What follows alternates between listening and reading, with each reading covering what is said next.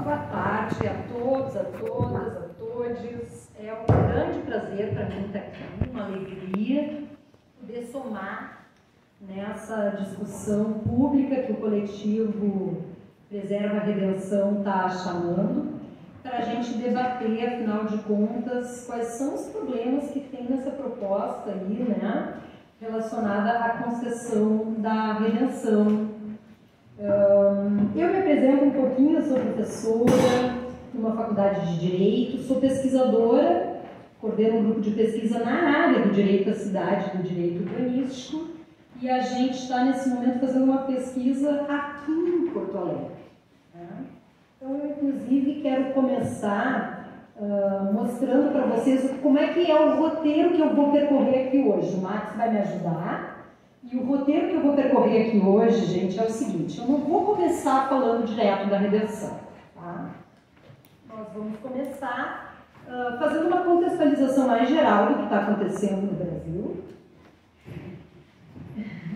uma contextualização política sobre esse tema, né? Sobre a política urbana e as conexões que o que aconteceu nacionalmente tem com o que nos acontece localmente nas cidades no Brasil e muito especialmente aqui em Porto Alegre, né, como um exemplo paradigmático dessas conexões. Depois eu vou pedir licença para vocês para falar um pouco assim, afinal de contas, juridicamente, né, a pergunta que foi feita no título dessa palestra, né? Afinal, a quem pertencem os parques públicos? Vamos ver como que juridicamente isso está colocado e depois vamos nos debruçar sobre o caso da redenção. Tá? Então vai ser esse o nosso roteiro. Bom, gente, primeira questão que eu acho que é importante a gente comentar diz respeito ao seguinte. Felizmente estamos virando essa página. Né? Acabamos de eleger o presidente Lula, tomou posse, há terrorismo, há fascismo, há resistências à eleição dele, mas nós elegemos o presidente Lula. Mas antes disso, nós tivemos um período de 6 anos na história do Brasil, que poderíamos colocar como um marco, né? O impeachment da presidenta Dilma, que colocou o país numa situação de colocar em marcha muitos retrocessos que se ligam basicamente ao seguinte. O impeachment da Dilma, ele respondeu a uma necessidade, né, de uma elite brasileira de dar um freio em todas as políticas públicas, os processos que estavam em curso no Brasil para dar efetividade ao Pacto Constitucional de 88, né? E uma inconformidade com isso, né, faz com que a gente tenha o impeachment da Dilma seguido pela eleição do Bolsonaro e a emergência daquilo que se chama hoje de bolsonarismo. Né? Um pouco o objetivo era justamente acabar com esse arranjo, né, que procurava dar efetividade para a Constituição de 88. Isso acontece nacionalmente com muitas reformas que todo mundo conhece, a reforma trabalhista, a reforma da Previdência, a reforma do ensino médio, a emenda constitucional 95 com a paralisação, com congelamento de gastos, mas acontece também na política urbana. Isso foi menos comentado, mas aconteceu. Né? Também houve essa reforma no marco legal da terra, uma opção de coisa aconteceu. E depois desse movimento acontecer nacionalmente, muitas cidades brasileiras, porque daí, claro, o próprio capital, né, articulado em diferentes setores, começa também a desfrutar de um momento em que, né, afinal de contas, todos aqueles compromissos ficam assim em stand-by, né, e vamos com a nossa agenda mercado, né, imobiliário. E isso acontece de maneira muito clara também nas cidades. Isso tem uma contrapartida nas cidades. O Observatório das Metrópoles trabalha com a ideia de uma inflexão ultraliberal dessa política urbana que desembarca na cidade, né? Com muitos projetos pró-mercado. Só para a gente não demorar muito nisso, eu queria dizer que nacionalmente a gente teve 2 questões que foram centrais na política urbana. Primeiro, uma grande descaracterização da nossa política urbana, uma aprovação de uma lei, que é a Lei do Marco Legal da Terra, que alterou o regime jurídico das terras da União, das terras da Amazônia, da regularização fundiária nas cidades, da regularização fundiária nas áreas rurais. Nós também tivemos um grande movimento de desdemocratização da nossa política urbana. Não só desta, mas desta também. E essa desdemocratização da política urbana, nós temos alguns indicadores que são inegáveis, como a extinção do Ministério das Cidades, do processo de realização das conferências das cidades, a extinção do Conselho Nacional das Cidades, a paralisação de todo o processo democrático que havia no Brasil de discussão dessa política e como ela ia ser implementada nos municípios. Esses são indicadores nacionais dessa inflexão ultraliberal que dá o sinal verde para os projetos pró-mercado imobiliário deslancharem no país. Isso acaba tendo, gente, um evento que foi muito simbólico, que marca esse momento de refração dessa política, para os municípios, que foi uma reunião ministerial em que o presidente Salles, pode passar, Marcos, em que o ministro Ricardo Salles, então ministro do Meio Ambiente, numa fala que todos nós aqui assistimos corados, que devíamos aproveitar a pandemia para passar a boiada na legislação ambiental.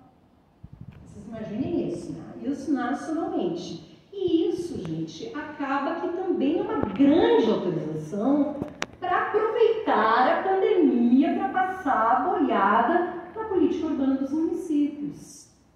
Coincide, gente, que muitos municípios, em função assim, de um calendário, estavam, por exemplo, é o caso de Porto Alegre, estava começando a revisar o seu plano diretor. Porto Alegre estava começando a revisar o seu plano diretor quando isso acontece. E isso vai, então, repercutir aqui em Porto Alegre. A gente teve os governos Marquesan e o governo Melo, nesses 6 anos a gente poderia colocar os dois nesse pacote. E nós temos aqui em Porto Alegre, gente, não apenas a redenção.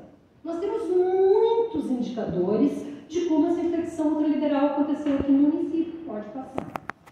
Então, gente, por exemplo, nós tivemos uma série de projetos de lei que foram enviados de forma isolada, fragmentada para a Câmara de Vereadores, alterando o plano diretor de Porto Alegre, sem considerar o município como um todo, o território do município como um todo, que é o que o Estatuto da Cidade diz que o plano diretor deve fazer, deve englobar o território do município como um todo e deve ser revisado a cada 10 anos. Portanto, qualquer criança, estudante de lógica, pensa, a revisão também tem que englobar o território do município como um todo.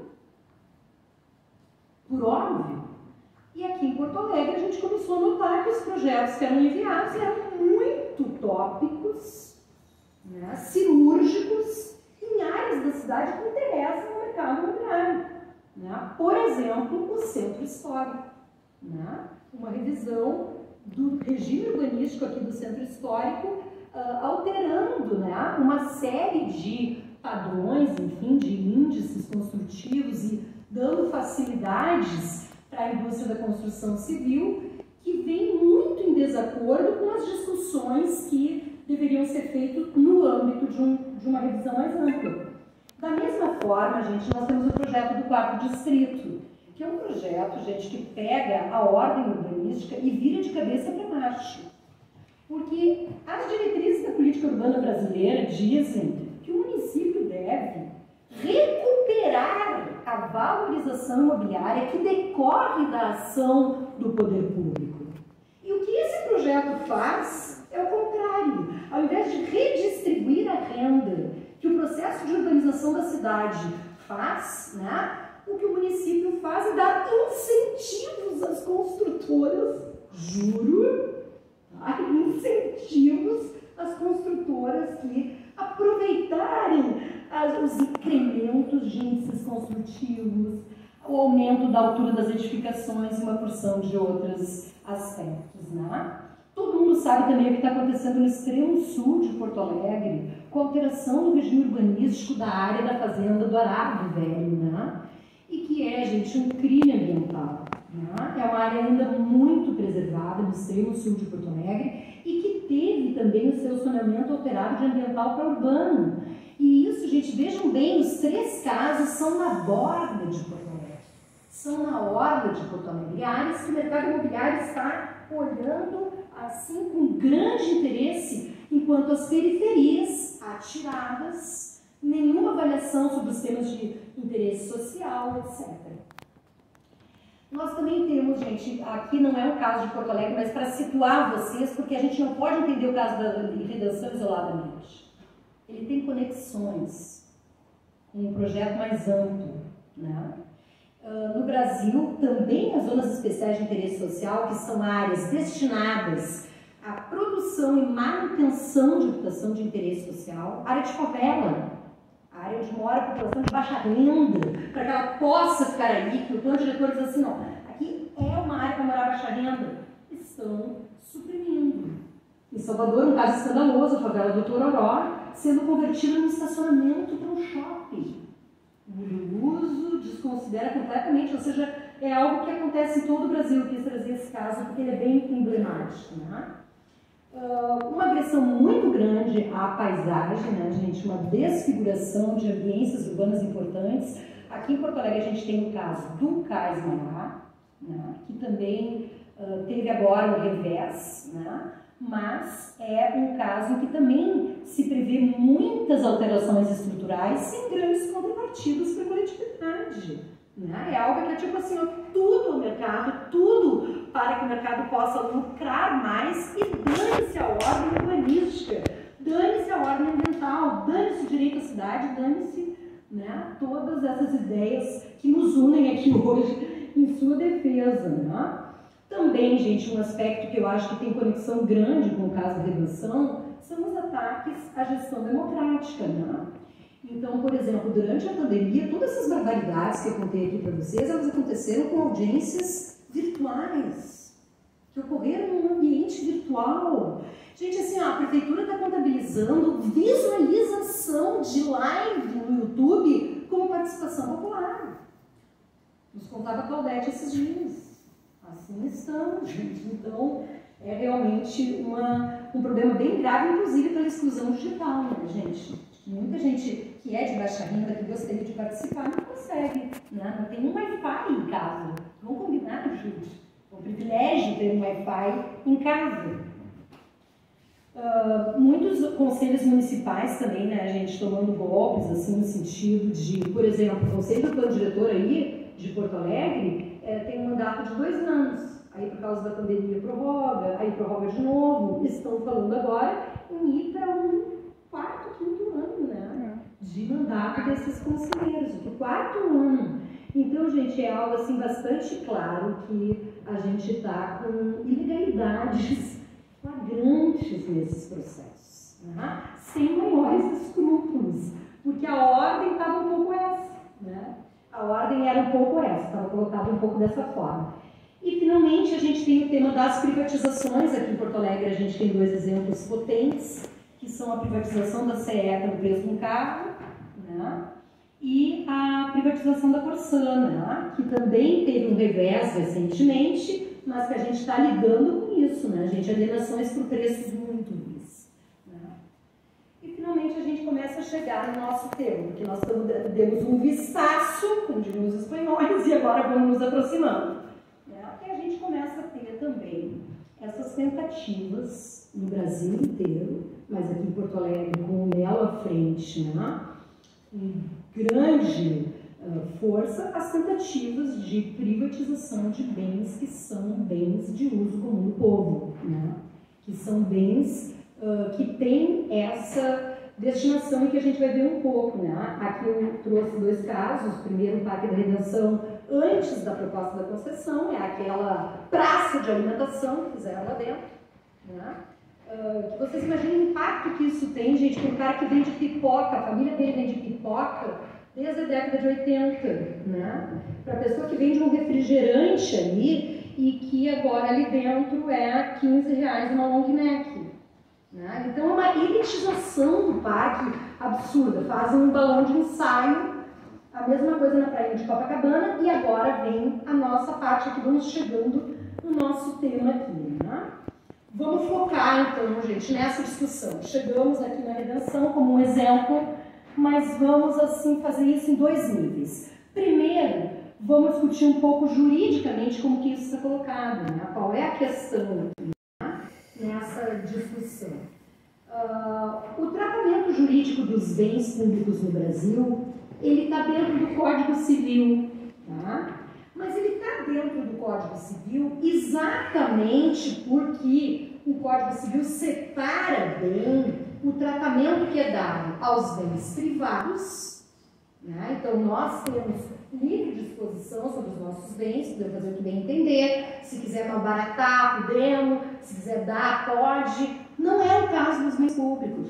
Os bens públicos foram tratados de outra maneira, né? Ou seja, eles têm uma série de restrições na gestão desses bens que advém do regime jurídico de direito público, né? E isso aqui está sendo bastante desconsiderado nessa discussão, né? O Código Civil, sem querer ser chato, mas para a gente entender, tá? Ele tem, quando ele fala dos bens públicos, ele fala de três classes de bens: os bens de uso comum do povo, os bens de uso especial e os bens dominicais. São três classes de bens, mas na prática são dois regimes, tá? Dois regimes. Existem bens que são do domínio público do Estado, tá? Que o Estado faz a gestão, mas que, vê bem, gente, eles têm uma destinação, eles são bens afetados, eles têm uma afetação, uma destinação que é pública. A gente vai aprofundar nos bens de uso comum do povo, né? Os bens de uso comum do povo, eles são da coletividade, já vamos falar mais sobre isso. Enquanto que os bens de uso especial também são afetados, eles são usados pelo Estado. Por exemplo, gente, esse prédio em que estamos, esse é um bem de uso especial. O prédio da Assembleia é um bem de uso especial. Entende? É o poder público, no caso aqui o poder legislativo, que usa. Aqui do lado, no Palácio Piratini, né? Então o poder executivo são os bens de uso especial. Tá? Os de uso comum do povo, essa afetação é dada pela coletividade. Né? Os bens que o Estado tem livre disposição são do domínio privado do Estado.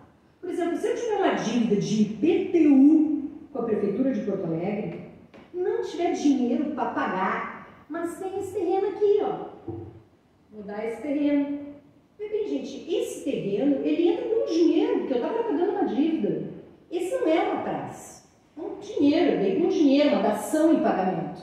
Esse bem, o município pode fazer o que quiser, porque é um bem dominical, um bem que não tem destinação pública, entende?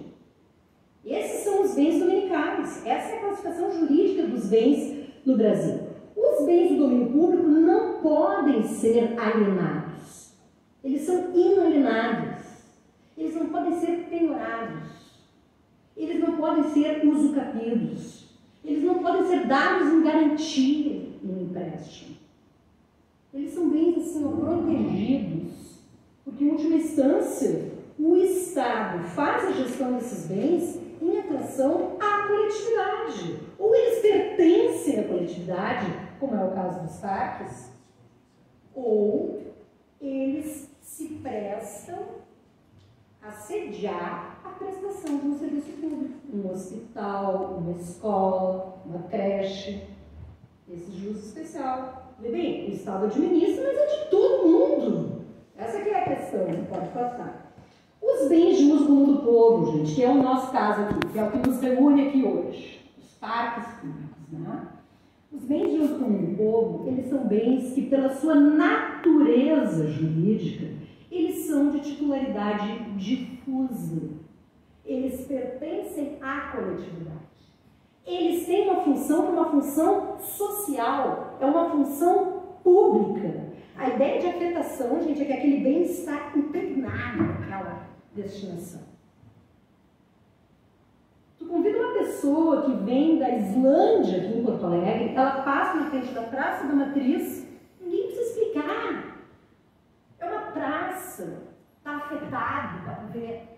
Passa na frente da Redenção, todo mundo enxerga que é um parque. É uma afetação, gente. Uma destinação inequívoca do bem, né? O que caracteriza esses bens? Esses bens podem ser utilizados por todo mundo. Eles são os bens mais democráticos que existem. Né? Eles não são bens assim que... Vê bem, gente, se a Madonna vier a Porto Alegre, ela quer visitar a Redenção, ela pode visitar e vai conviver com um mendigo que dormiu ali também. Porque essa é a natureza do bem. Né? Esses bens são usados em igualdade de condições pelas pessoas, portanto, também se caracterizam pela desnecessidade para o seu uso comum de qualquer tipo de formalização. Nós podemos combinar agora, vamos fazer lá um piquenique na Redenção, vamos fazer agora uma atividade lá, vamos fazer um passeio até lá agora? Não, se não tivesse tanto carganho, poderia ser, mas né, aqui está mais confortável, mas é essa a questão. Da mesma forma, gente, a princípio, o acesso é universal, então eles repugnam os cercamentos, e o uso é, a princípio, gratuito. Esses bens, gente, desde já, eles não têm função econômica. Essa conversa, gente, de parque deficitário é uma bizarrice jurídica, porque isso não existe. O parque não é para ser superavitário, o parque é um parque, né, afetado. Então, os exemplos clássicos são as ruas, os lagos, as praças, as praias, todas são bens de uso comum do povo, né? E esse é um exemplo bem clássico de um bem de uso comum do povo, a nossa queridíssima Redenção, que é talvez o parque mais amado de Porto Alegre, né? O mais frequentado, o mais democrático, que é usado por mais gente, né? Então, a quem pertence um parque como a Redenção? Pertence à cidadania de Porto Alegre, gente. Pertence a todas as pessoas que são usuárias do Parque da Redenção. Né? As crianças que vão brincar lá, o pessoal que faz yoga, o pessoal que joga capoeira, o pessoal que vai tomar um chimarrão, o pessoal que vai fazer uma manifestação política. Né? Ou seja, é um parque que pertence a toda a cidadania porto-alegrense e ao infinito e além, como diria Buzz Lightyear, né? É de todos, né? Muitos movimentos fazem manifestações nesse parque e ele cedia, né, muitos atos cívicos de Porto Alegre. Como a esquina democrática, ele está afetado também nesse sentido. Né? Então, assim, gente, eu tinha gravado um videozinho, acredito que tenha sido por isso que o pessoal do coletivo me convidou para estar aqui, e eu vou repassar rapidamente 7 razões pelas quais a gente acha que está errado esse negócio. A primeira eu já mencionei aqui quando falei mais juridicamente da coisa, né? E é o fato de que esses bens têm uma função que é para ser uma função social, não é uma função econômica. Então, querer conceder a redenção para ajudar a pagar os custos de manutenção da redenção, na verdade, é uma manobra que antes, né, agrada ao concessionário do que a coletividade, né? Ela realmente é um problema sério. A concessão de uso é um instrumento que existe no direito administrativo, existem instrumentos mais, é um parêntese, instrumentos mais precários, tipo uma autorização, que é botar uma mesinha na frente do teu bar, uma autorização de uso, né? O município te dá. Uma permissão de uso, o pessoal que tem ali a feirinha dos orgânicos no sábado de manhã, são permissionários, né? Tem já um interesse público presente. A concessão, gente, ela é um contrato, ela é um contrato que dá bastante estabilidade para o concessionário. No caso da Redenção, querem dar 30 anos para o concessionário, né? E, na verdade, ela é um contrato, como é o caso da concessão da Redenção, oneroso, né? Que vai ser um contrato bastante lucrativo para o concessionário. Né? Então, vocês imaginem para tu te pagar, né? E poder tirar ali o dinheiro que tu vai ter que pagar para o município. Né? É, na verdade, algo que é óbvio que vai redundar em atividades que vão elitizar a redenção. Essa é uma primeira razão pela qual nós somos contrários. Queremos continuar com a redenção de uso público e gratuito. Uma segunda razão, gente, é a forma, porque os métodos importam, né? Porque a forma importa. Então, a política urbana brasileira, ela tem diretrizes no Estatuto da Cidade. A primeira é sobre o direito à cidade, que a gente vai falar daqui a pouquinho. Mas a segunda é gestão democrática de todos os planos, programas, projetos de desenvolvimento urbano. E no caso da redenção, gente, é uma violência o que está acontecendo. Né? É uma violência o que está acontecendo. Porque todo mundo que vai na audiência pública diz que é contra a concessão. E mesmo assim, é um governo anti-povo, né? Contra o povo, porque os poucos espaços que abre para ouvir a população, ouve e não leva em conta absolutamente nada. Mesmo que vocês tenham feito brilhantes intervenções. Não fizeram. Né? Então, é realmente uma ofensa, uma violência a essa diretriz da gestão democrática da cidade, a forma como isso está acontecendo. É um autoritarismo do governo do Sebastião Melo, a forma como está conduzindo a concessão de redenção e todo esse outro processo de revisão do plano diretor que eu comentava anteriormente. O terceiro tema, gente, vocês têm muitos especialistas entre vocês, a Jaqueline Custódio é uma delas, né? A redenção é um bem tombado há muito tempo, né? Ele é um bem que tem a característica de ser, né, além de representar um espaço importante para a cidadania, ele é patrimônio histórico, arquitetônico, paisagístico e ambiental aqui de Porto Alegre. Né? A redenção é refúgio de muitos animais, né?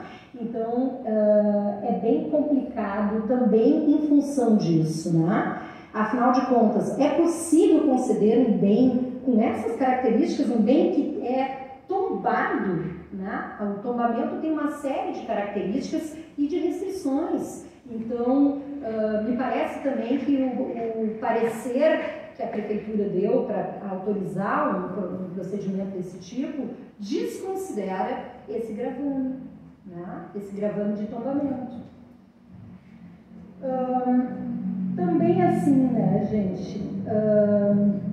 A gente tem a redação como um parque, que ele é democrático também pelo fato de que, mesmo nesse calor, nesse momento, tem gente lá, tem gente na redenção em todos os dias do ano, em todas as horas do dia. Né? Ele é um parque muito utilizado pela população para exercer o seu direito ao lazer, o direito a ter nas cidades um espaço de contato, né, uma área verde com a própria natureza, e o direito ao lazer é parte importante da própria ideia de direito à cidade. Né? O direito à cidade ele tem uma série de componentes, mas o direito ao lazer é um deles.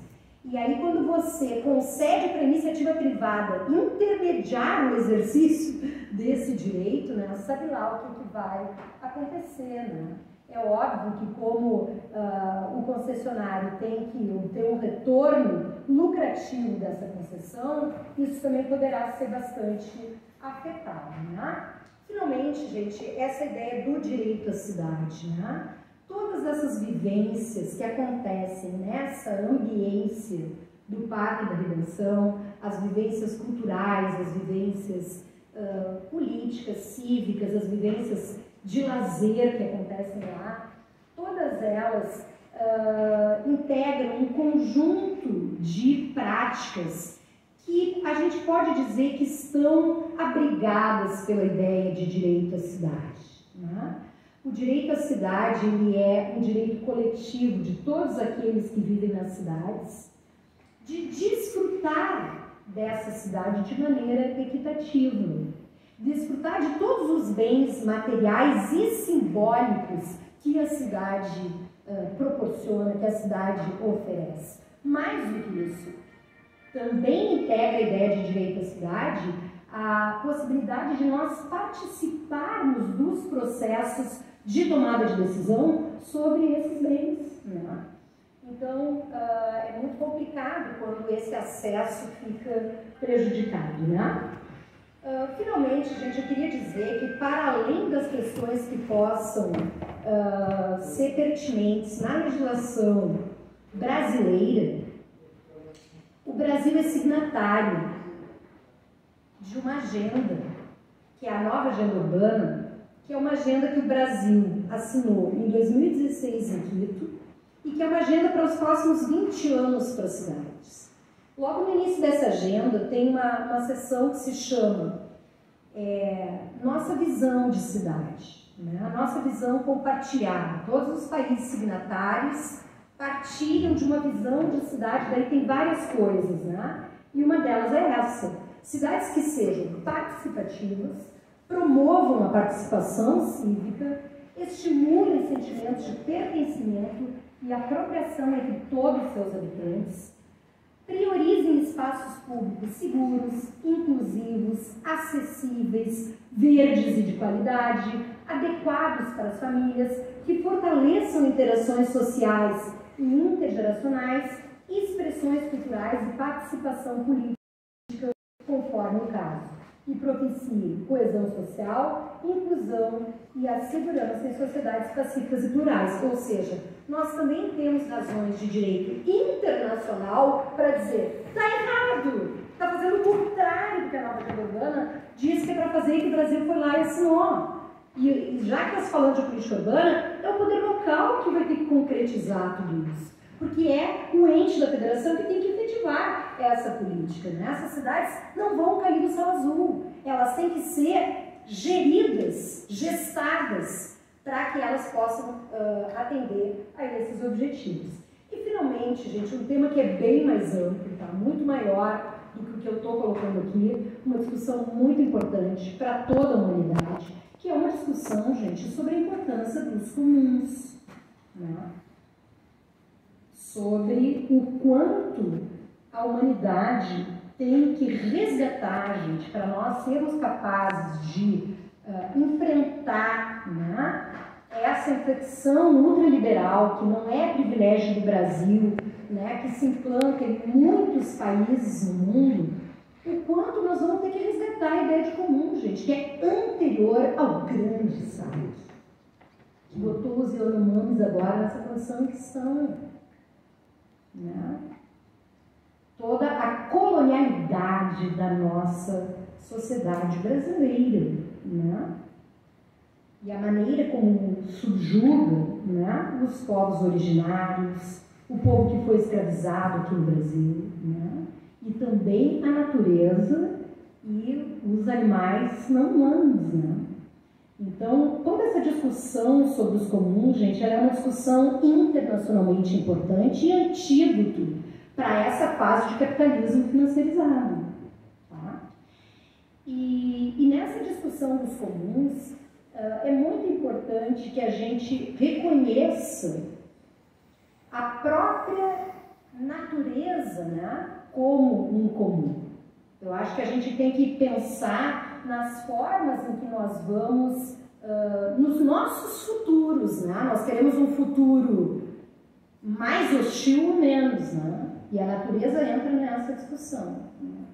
Então, essa questão das maneiras de viver, elas se colocam, no caso brasileiro, para as populações das cidades. Porque 85% da nossa população vive em cidade. Então, essa discussão sobre os comuns no Brasil, ela tem que se dar também nas cidades, né? Então, gente, assim, nessa discussão dos comuns, o que são esses comuns da humanidade, né? As águas, as praias, né? A floresta, né? Todos os bens que originalmente estavam colocados para todos e todas e que em algum momento foram cercados, privatizados, propriedade privada, né? E a gente entra num sistema que é de uma insanidade absurda, né? E começa a lidar com esse tipo de coisa de querer, né? Vê bem, gente, por que esses Yanomamis estão nessa situação, gente? Os rios estão cheios de mercúrio, gente. Minerador, tirando ouro em 2022.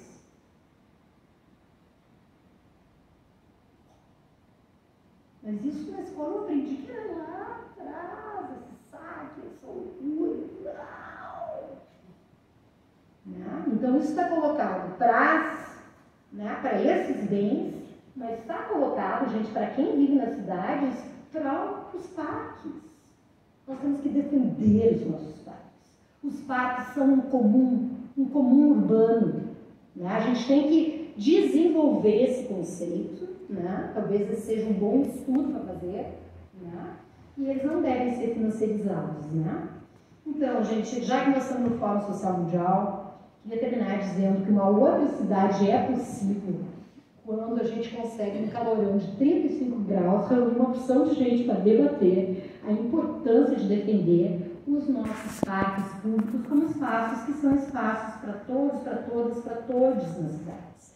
Né? Isso é bem importante. Viva a Redenção Livre! Né? Viva o coletivo!